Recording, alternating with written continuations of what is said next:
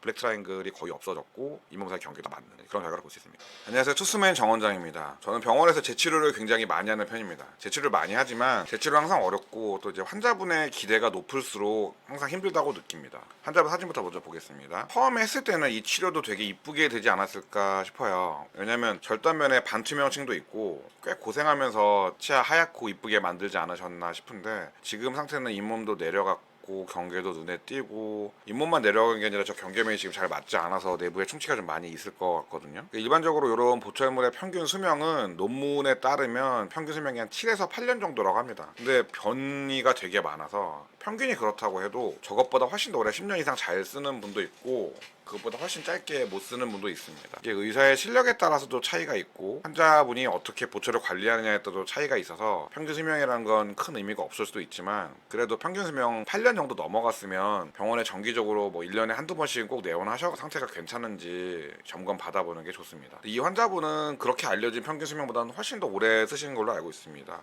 거의 15년 이상 쓰신 걸로 알고 있는데 일단 재치료를 원하셨기 때문에 엑스레이를 먼저 찍어봅니다. 찍어보니까 좀 큰 문제가 보이는데 모든 치아에 다 포스트, 기둥이라고 하는 것이 들어가 있습니다. 근데 그 포스트 중에서 핀 포스트, 메탈 포스트가 들어가 있고요. 이렇게 기둥이 들어가 있으면 대부분 재신경 치료는 불가능합니다. 기둥이 들어가 있어도 꼭 불가능한 건 아닌데 불가능한 경우가 많이 좀 있습니다. 예를 들면 대학병원에 제가 기둥 제거 가능한지 보존과 교수님한테 의뢰 드렸는데 거기서 이거 제거하다가는 치아 부러질 것 같으니까 그냥 쓰고 이제 정 문제 있으면 뿌리끝 잘라내는 수술하자고 그렇게 오는 경우도 있고 일단 재신경 치료 안 되면 뿌리끝 쪽에 염증이 있는 게 치료가 안 되죠. 그런 경우에는 이제 수술적인 방법으로 해결해야 돼요. 근데 뿌리끝에 염증이 없어도 저렇게 기둥이 박혀 있는데 재신경 치료를 못하면 치아 상부의 변색이 대부분 해결이 안 됩니다. 그러면 예쁘게 만드는 데는 한계가 있어요. 그런 걸 예쁘게 만들려고 이런저런 방법을 써보는데 그 중에 하나는 크라운을 만들 때 일반적인 크라운하고 달리 크라운 내부에다가 불투명한 저희 보통 오펙이라고 하는데 불투명한 처치해서 최대한 잇몸 쪽에서 올라오는 색조나 치아에서 어두운 색조가 올라오는 거를 커버해주는 방법을 쓰기도 하고 아니면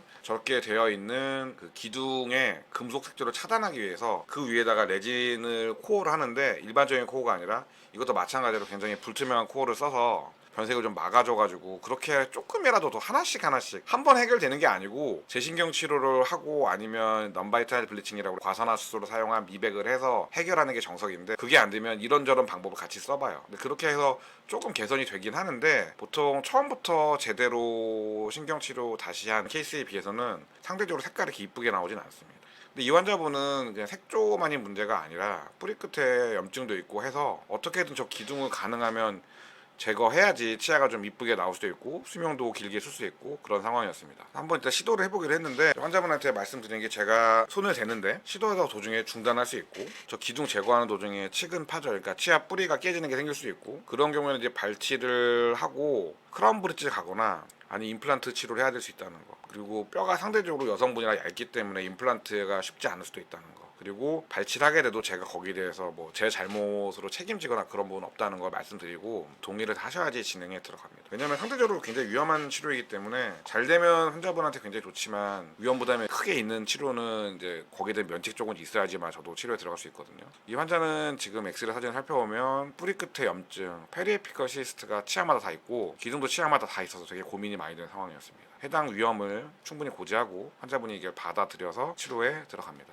첫날은 진단만 합니다. 진단을 하고 나서 본을 떠서 크라운 4개를 몽땅 다 뜯은 다음에 뜯은 상태에서 그냥 갈 수 없으니까 임시자를 만들어 오셔야 치료에 들어갈 수 있습니다. 첫날 설명드리고 본 뜨고 일주일 후에 치료에 들어갑니다. 치료의 시작은 기존 크라운의 철거입니다. 뜯을 때 굉장히 조심조심 해야 됩니다. 이게 남은 치아양이 별로 안 많은 경우에는 뜯다가 치아가 이렇게 부러지는 경우도 있어가지고 굉장히 조심해서 치아는 가능하면 건드리지 않고 해당 크라운의 두께까지만 들어가서 조심스럽게 철거를 합니다. 하나씩 뜯어내고 있습니다. 뜯어낼 때마다 진짜 마음이 콩닥콩닥해요. 이게 뜯다가 부러지면 이게 내가 부러뜨린 건지 아니면 그냥 원래 일어날 일이 일어난 건지 그것도 알 수가 없고 굉장히 조심해서 뜯어냅니다. 절반씩 뜯어냈고요. 절반 뜯어낸 것만 봐도 남은 치아량이 진짜 얼마 없다는 거. 지금 보이는 게 치아가 아니고 여기서 충치를 제거하고 레진 코어를 제거하고 나면 정말 남는 게 없을 거라는 생각이 드는데 그러니까 발치 가능성이 높다고 말씀드린 건 이런 이유 때문입니다. 마지막 한 덩어리 다 제거했고요. 다 제거하고 나면 치아가 정말 환자분이 말하죠. 이쑤시개처럼 치아를 많이 깎아놨다고. 그냥 그 정도만 남아있습니다. 그리고 지금 상태에서 저는 기둥이 보입니다. 핀포스트가. 입천장 쪽으로 한번 볼게요. 치료 과정이 굉장히 길어요.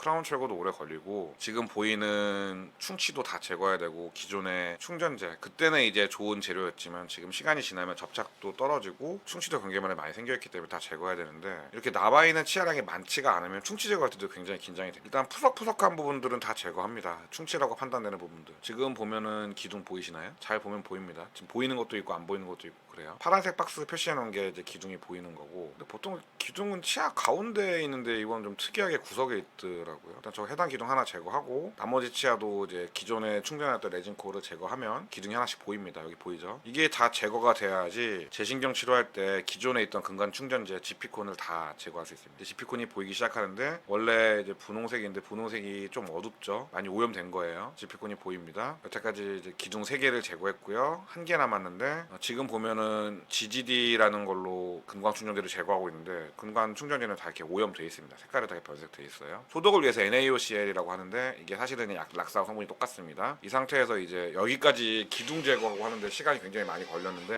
병원 근무 시간이 제한돼 있고 환자분이 집에 갈 때 이빨 없이 갈 수는 없으니까 임시치아를 씌워야 되고 임시치아를 씌우려면 치아가 좀 남아 있어야 됩니다. 치아 외형이 좀 남아 있어야 돼요. 그래서 레진 코어를 만들어 줍니다. 근데 레진 코어를 만들어 주려면 잇몸 쪽에서 피가 올라오면은 잘 안 돼요. 변색도 많이 되고 레진이 잘 붙질 않아요. 그래서 지혈제를 같이 넣어주고 NaOC를 넣어서 치아의 변색도 잡고 소독도 하고 그러면서 지혈도 같이 시켜줍니다. 충분히 시간이 지나서 지혈이 어느 정도 되고 나면 레진 코어를 올려줍니다. 이게 레진 코어를 그냥 올리면 신경치료를 해야 되는데 신경치료 아직 안 끝난 상태인데 신경치료할 때 들어가는 저 구멍이 막히면 곤란하거든요. 그래서 지금 보면 이렇게 구멍이 나와 있죠. 저기 신경치료 다 끝나진 않았는데 신경치료 마무리할 때 쓰는 지피콘을 이렇게 하나씩 꽂아놓고 그 상태에서 그 구멍이 막히지 않도록 조심해서 이제 레진 코어를 만드는 겁니다. 이렇게 뚱뚱하게 레진 코어를 올리고 나서 그다음에 치아를 깎습니다. 정확히는 뭐 치아를 깎는 게 아니라 크라운이 들어가기 위한 지대치 형성이라고 합니다. 크라운이 들어가기 위한 지대치 형성. 그러니까 깎는 게 아니라 치아 모양을 만들어주는 겁니다. 지금 봐도 처음에 있었던 것보다 치아가 더 뚱뚱해졌잖아요. 붙이고 깎아나가서 다듬어가지고 크라운이 잘 들어갈 수 있게 모양을 형성해 주는 거. 사실은 단순히 깎는 작업이 아닙니다. 프랩이라고 그래서 표현을 하고요. 크라운 프랩을 하고 보면 엑스레이 사진상에서도 이렇게 레진 코어가 들어간 게 보입니다. 집에 갈 땐 어떤 모습이었냐면 이런 모습인데 처음보다 낫죠. 오히려 PFM보다 잇몸 라인도 조금 더 맞춰져 있고 모양 훨씬 더 깔끔해집니다. 다음 내원 때 오셨을 때 신경치료를 해야 되는데 잇몸 쪽은 색상이 훨씬 더 나아졌어요. 이미 환자분 굉장히 좀 만족해 하셨고요. 잇몸 쪽 검은색이 많이 개선되었고 근데 뭐 코어는 그렇게 상태가 좋지는 못합니다. 그날 피가 좀 났고 그래서 이제 임시차를 제거하고 음식물 찌꺼기도 다 이렇게 제거하고요. 신경치료를 완료합니다. 2번 만에 끝나진 않았어요. 좀 여러 번 와서 신경치료를 마무리했고 그 다음에 지금 남아있는 치아 양이 레진 코어만 가지고는 버틸 수 있는 게 아니어가지고 아까 제가 재신경치료에 의해서 포스트를 다 제거했지만 이 치아는 결국에 다 포스트가 필요해요. 아니면 레진 코어만 가지고 버티지 못하고 코어가 분리되면 크라운이 부러지는 거랑 똑같거든요. 그래서 레진 코어랑 치아의 뿌리를 연결하기 위해서 포스트를 하는데 그 포스트는 아까 썼던 그 금속 포스트가 아니라 파이버 포스트. 그러니까 치아의 색상에 악영향을 주지 않고 치아 뿌리를 부러뜨리지도 않는 제가 생각하기에는 포스트 중에서 가장 좋은 재료로 포스트를 넣어서 치아를 강화시켜 줍니다. 그리고 다시 치아를 형성해 줍니다. 이게 모양이 꼭깎은 모양이 아니라 어느 정도 수직으로 과도하게 많이 깎지 않고 저렇게 깎아놔야 저거 보통 저희가 테이퍼라고 하는데 이런 식으로 깎여 있어야지 치아 크라운이 하나하나 만들어졌을 때 쉽게 탈락하지 않고 수명이 상대적으로 좀 길어지게 됩니다. 열심히 깎는단 말이 열심히 다듬는단 말이 많이 깎는 걸 의미하지 않습니다. 다시 임시차 껴주고요. 보면 블랙 트라이앵글이 좀 남아 있어요. 근데 요거는 시간이 지나면서 조금씩 줄었을 겁니다. 다음번 내원에 굉장히 많이 깨끗해졌습니다. 변색은 일부 남아있긴 한데 저 변색은 충치는 아니고요. 긁었을 때 긁히지 않는 부분이고 단순히 변색인데 치아 강성 때문에 해당 부분은 제거하지 않기로 합니다. 저 부분까지 충치처럼 다 삭제하면 치아가 너무 약해질 수 있어서 시간이 지나면서 최종 크라운이 들어가기 전까지 치아 사이에 치간 유두, 뭐 파필라라고 하는데 저게 좀 차올라야 돼요. 그래야지 이제 블랙 트라이앵글이 좀 줄어듭니다. 이걸 본떠서 두 번째 임시 치아를 만듭니다. 이게 색상을 제외한 이제 색상 빼고 모양을 잡는 단계인데 여기서 되게 중요한 게 있어요. 이 환자분의 송곳니 양쪽 길이가 다릅니다. 그래서 저희가 보통 앞니를 만들 때 기준 잡는 거는 다른 게 아니라 미소선이 아니고요. 웃을 때 입모양은 사람 근육 모양에 따라서 비대칭 경우가 되게 많기 때문에 양쪽 눈동자를 연결한 선, 동공간선이라고 하는데 그 선을 기준으로 맞춥니다. 근데 기공소에서는 저런 선을 볼 수가 없어요. 그래서 보통 어떻게 맞추냐면 주변에 있는 치아들을 연결한 가상의 선을 가지고 거기에 평행하게 만듭니다. 근데 이분처럼 송곳니 양쪽의 길이가 다르면 눈동자 선하고 관계없이 저렇게 송곳니 선 연결한 선하고 평행하게 만들어 오면 눈동자 연결한 선과 치아 연결선이 평행이 아니라 이렇게 기울어져 나오게 됩니다. 100% 그렇게 만들어요. 치과 회사가 정보를 제공해주지 않고 보내면 100% 저렇게 나옵니다. 그래서 저걸 수정을 할 때 한 번에 되는 경우가 아니라 지르코니아 크라운을 이렇게 매번 다시 만드는 비용이 어마어마하기 때문에 임시 치아, 임시라고 하지만 실제 기능이 다 있어요. 그래서 저희 보통 잠간 보정물이란 말로 쓰는데 프로비저널 크라운이라고 역할이 좀 많이 있습니다. 그래서 이분은 치료비가 다른 분보다 좀 더 나옵니다. 추가적인 단계가 들어가기 때문에 어떻게 해도 완전 대칭은 사실 쉽지는 않습니다. 이렇게 하나로 연결되어 있습니다. 이렇게 하나로 연결된 임시 치아를 한 개 한 개 따로따로 연결을 해줍니다. 지금 연결부가 없어진 게 보이죠? 저렇게 다 연결된 치아는 보통 연결이 되어 있다고 해서 스플리트 크라운이라고 하고, 근데 최종 크라운은 그렇게 하지 않고 하나씩 그 싱글 크라운으로 만들기 때문에 임시자도 다 하나하나 따로 만들어줍니다. 하나씩 껴주고 이 상태에서 송곳니끼리 연결한 선에 평행하지 않고 눈동자끼리 연결한 선과 앞니의 선이 평행하도록 모양을 만들어줍니다. 이때 위 앞니를 가지런하게 넣기 위해서는 위아래 앞니 모양이 서로 관계가 있기 때문에 위의 앞니가 가지런해지면 아래 앞니도 가지런해야 됩니다. 근데 교정이나 아래 앞니를 깎아서 하는 건 무리이기 때문에 아래 앞니에서 튀어나온 부분을 보통 어느 정도 삭제를 해야 됩니다. 시리지 않을 정도로만 삭제를 합니다. 삭제에 들어갔고 두 번째 임시차를 끼웁니다. 이 상태에서 교합 조정, 높낮 조정하고요. 치아는 일부 변색이 안 잡힌 부분이 있긴 하지만 그거는 잇몸 안쪽, 그러니까 혀 쪽에서 얘기고 뺨 쪽에서는 대부분 커버가 돼서 지르코니아 크라운으로 한 번에 갈 수 있을 것 같습니다. 색조 최적에 들어가는데 저는 비타 클래식 쉐이드에서 비타 쉐이드 A2 정도보다 제 경우에 2M2를 많이 하고, 그거보다 조금 밝은 걸 원하는 분은 노란기가 좀 없는 2M1 색조를 많이 합니다. 이 경우에는 그 둘의 중간 정도로 맞춘 것 같아요. 지르코니아 크라운이 왔고요. 꽤 오랫동안 사용하신 2차 임시차를 제거하고, 이제 보면 현 상태에서 블랙 트라이앵글이 점점 줄어들고 있는 것이 잇몸 쪽 치간 유두가 조금씩 올라오는 게 보입니다. 그리고 지대치, 삭제된 치아의 외형이고요. 지르코니아 크라운을 시작해봅니다. 잇몸 쪽 색조는 거의 완전히 돌아왔습니다. 처음이랑 비교가 안 될 정도로 대단히 좋아졌고, 이날은 한 번에 붙이지 않고 임시 접착을 합니다. 이 환자분이 이번에 치료 4개 한 작은 앞니에 인접한 송곳니 쪽이 충치가 점점 커지는 것도 걱정하셔가지고 치료를 원하셔서, 근데 원래 이런 치료는 지르코니아 크라운이 완성되기 전에 하는 게 더 낫습니다. 잘못하면 저 부분 치료가 나면 기존에 만든 크라운이 안 들어가는 경우가 있기 때문에 일단 지르코니아 크라운 임시로 붙이고,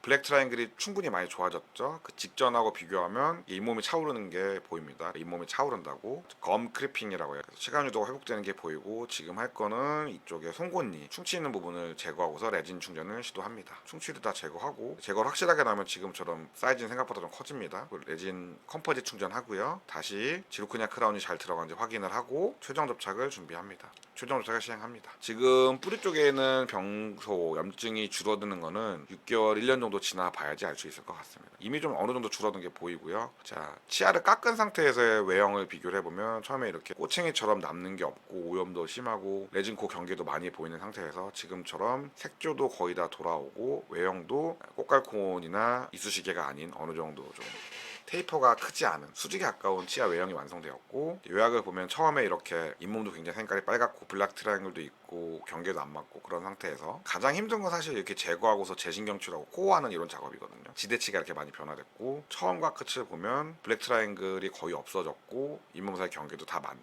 그런 결과를 볼 수 있습니다. 크라운은 문제가 없다고 생각해서 너무 오래 쓰기보다는 이것도 수명이 있는 진료이기 때문에 주기적으로 치과에 방문해서 교체 시기를 잡는 것도 좋습니다.